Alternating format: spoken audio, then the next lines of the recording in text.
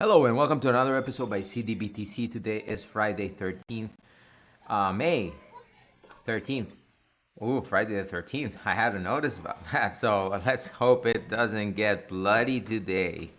But no, in all seriousness, we're going to talk about Bitcoin today and what can we expect.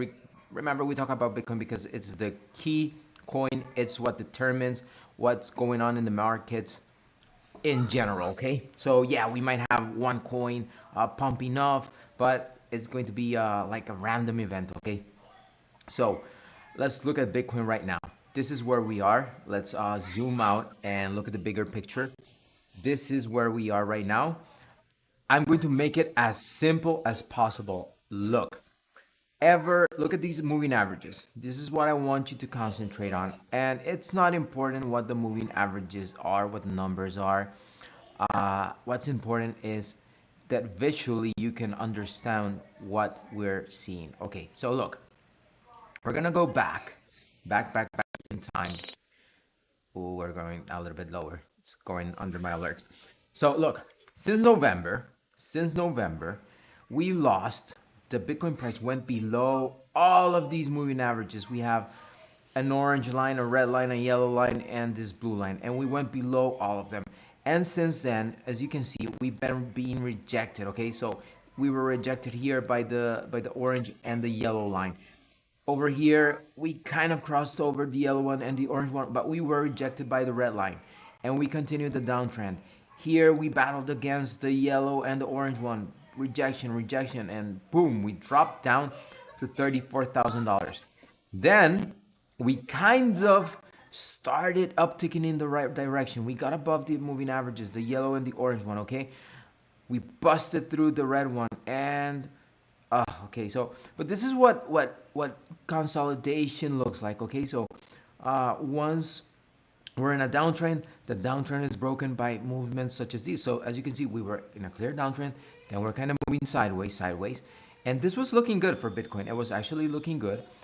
We went above all of the moving averages. Like over here, everybody was super happy, super excited, and yeah, it was looking good.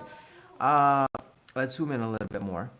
And we can see the blue and the aqua line, we were above them, we came below them, we came and retested these moving averages. So all good, we bounced, all good, all good. If we had remained above these, it would have been great. But we didn't. We lost this. We lost this, okay?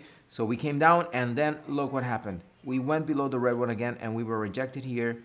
We tried to battle, we were rejected, and this is when we started our new downtrend, the recent one we're in. This is when I told you that we were going to close below a certain key level, and if we did that, it was not going to be good.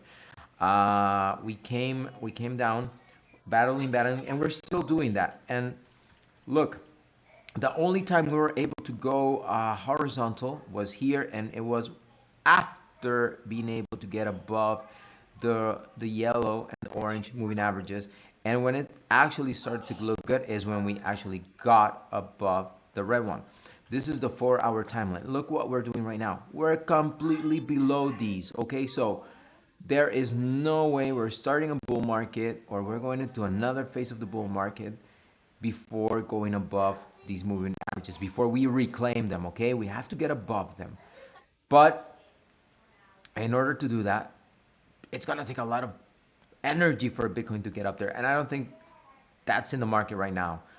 There's not enough bullishness in the market for us to get the price up there. So we're gonna have to wait for the moving averages to come down here to make it easier for the bulls. Okay. So first thing, let's look at let's forget about those. Those are far away. The first one is up here at $34,000. We're trading at 29,000 right now. So the first step is to get above these short-term time moving averages. And we did that yesterday. We did that. We pushed above the blue one. We pushed above the aqua one. And this morning it was all great. We're trading up there, holding. But what did we do in the past 4 hours? This is the a 4 hour candlestick. We're going below them. And if we close below, which we're closing about 50 minutes, then we're probably gonna come down and retest this level, okay? And see if there's actual demand down here in order for us to give us hope that Bitcoin can hold this level. Okay. Okay.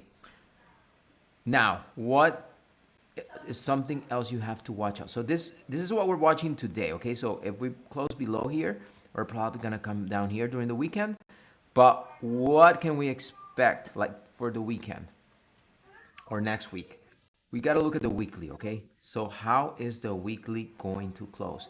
And this is what's very, very important, okay? We have to close above basically 28,750 dollars. So let's draw a line right there. Let's put a line right there. Okay. So our line is at $28,876. That is where the price for this week has to close above, okay? If we do not close above that number, like this line, if this candle closes down here or down here by Sunday, then there's a higher probability that we're gonna come down and visit this level in the next few weeks, okay? If the bulls manage to close this week above, like over here, so we get a long needle, like maybe all the way up here, $32,000, that would be great news for the bulls, okay? Let's go back to the 4 hours. Remember the number I just said, $34,000? It's this one. So if we are able to get above this, that means reclaiming at least this line. That would be great news for the bulls. And that's what we have to do. So keep your eyes open. Remember, Sunday at 6 p.m. my time.